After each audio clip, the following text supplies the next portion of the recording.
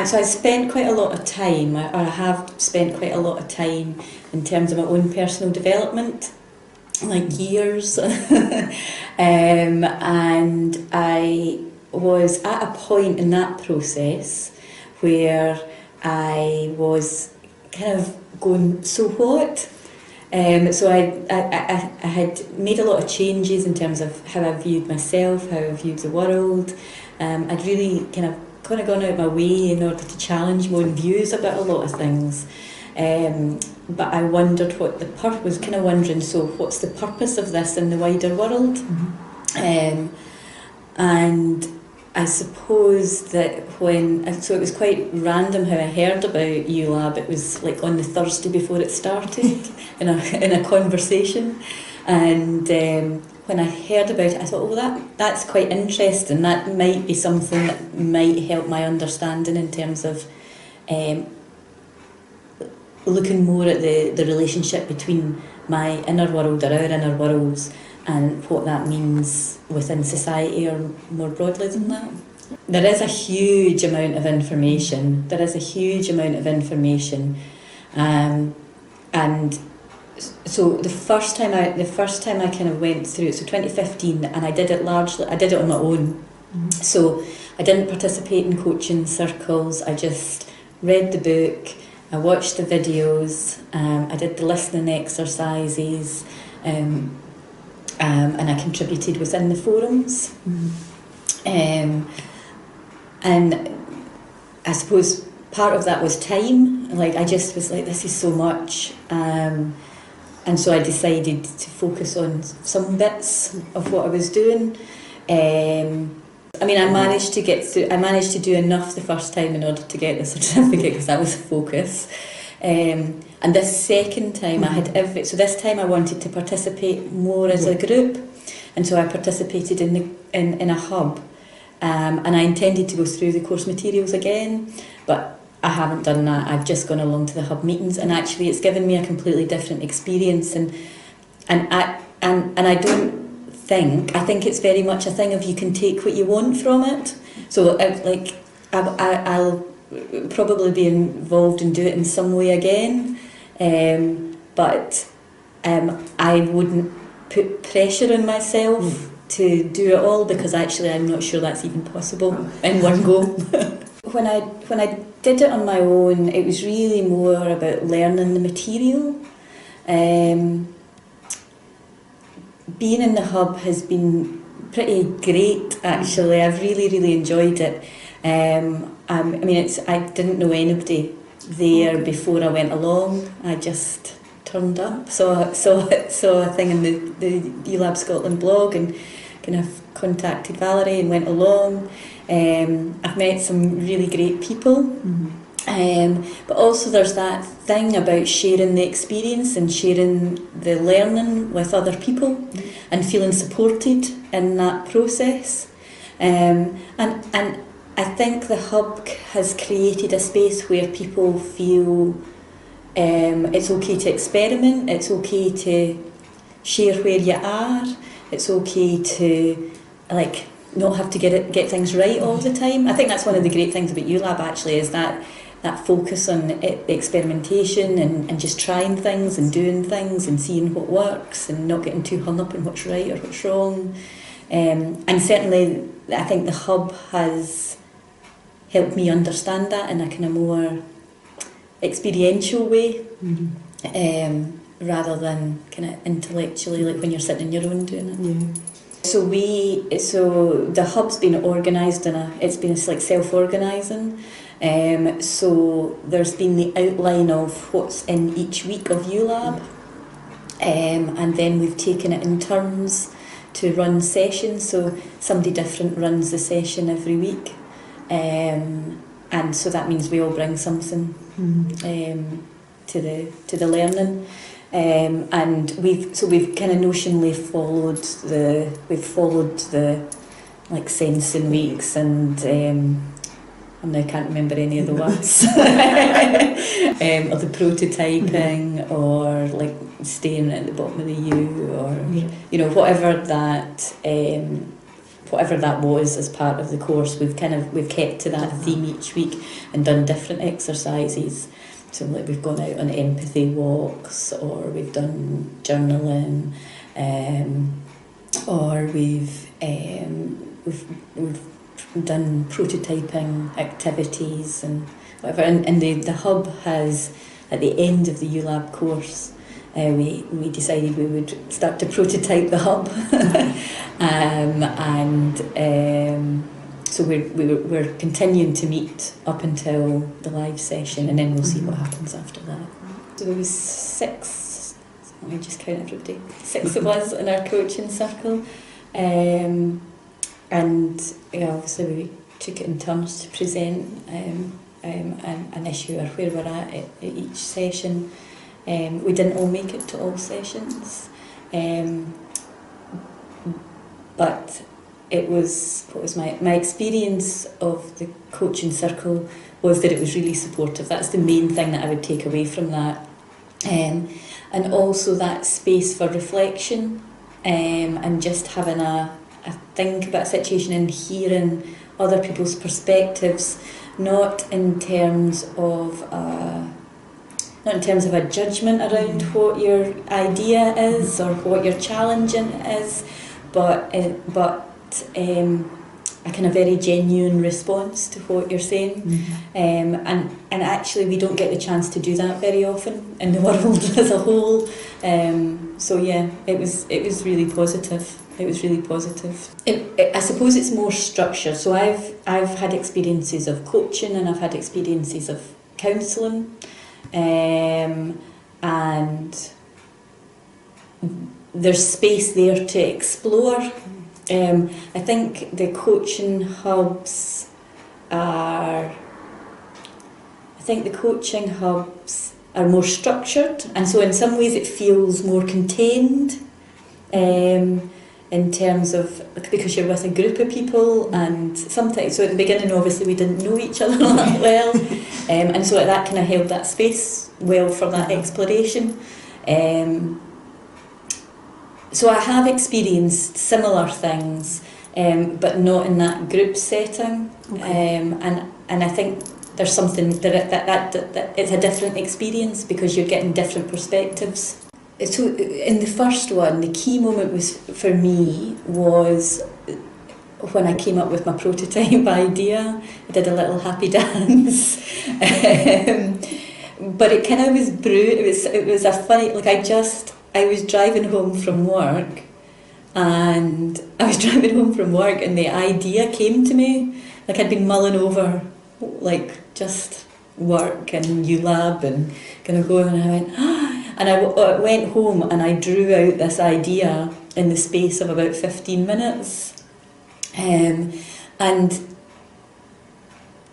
actually the power of doing that, and the power of going, oh, I understand something differently now. Mm-hmm. So I had that process of like looking inward and kind of journal. I'd done some of the visualization stuff, mm-hmm. and I kind of was like, oh, I don't know where this is going. And then all of a sudden I went, oh, this is an idea here. There's something here, and so that was quite exciting in itself.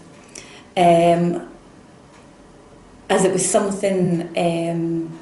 So that was quite exciting itself because it was an idea that was externally facing, so that it wasn't just about me and my life and whatever, but it was something that could happen out there in the world. And I think that it was also important because for me on a personal level, because it kind of felt like the idea, while it could be applied out there, also brought together different parts of who I was. So this was the circle that I drew. This is what I drew, so I have a background in engineering. I'm very academic in lots of ways. Although I'm not an academic, but I am academic. But I've got this whole other side. You know, I've trained in counselling, I've trained in coaching, and it felt almost like there was these two parts of myself, and I wasn't quite sure how they fitted together. And in that process of drawing out this prototype idea, I went, aha, that's how those bits fit together. So it was a moment for me, both in terms of what could potentially happen, but also in terms of how I viewed myself and how these parts of myself kind of fitted together. Unsurprisingly, as I work in gender equality, it's about gender equality. So the idea was for that actually, if we're going to tackle gender equality or gender inequality in a kind of long-term and sustainable way, we need to give people knowledge and information about that. But if we're working in diverse environments, we need people to also have the skills and attitudes and ability to appreciate diversity and appreciate people who are different, and be able to do that listening and close the gap between themselves and people that are different from themselves. But also to be able to, because our identities are complex, and so the chances of us getting it right for everybody all the time are pretty slim. Being able to have a think about resilience and actually in a kind of u.lab way about, just trying our best and being able to learn from those experiences and say, well, I didn't get that right for you, I'm sorry, but I'll take that on board, and so it brought together, the idea was that the students that we have, and so I work specifically in gender equality in science and engineering.